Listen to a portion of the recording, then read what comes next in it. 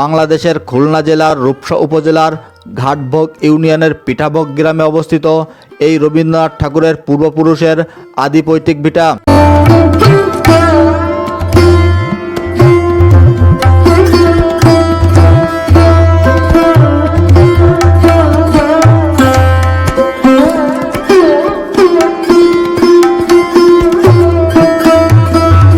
বর্তমান এই স্থাপনা ও স্থানটি বাংলাদেশ প্রত্নতত্ত্ব অধিদপ্তরের সংরক্ষিত। দর্শনার্থীদের আগমনে স্থানটি জমজমাট থাকে।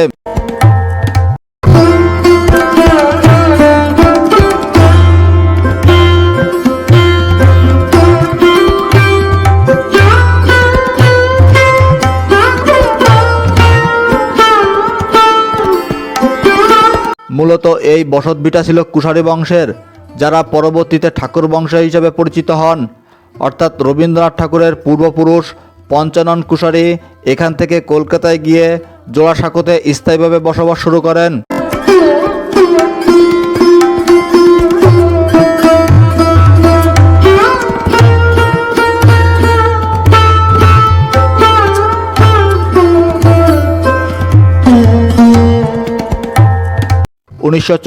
সালে এখানের পুরাতন দ্বিতল ভবনটি ভেঙে বর্তমানে এখানে রবীন্দ্র স্মৃতি সংরক্ষণশালা তৈরি করা হয়েছে।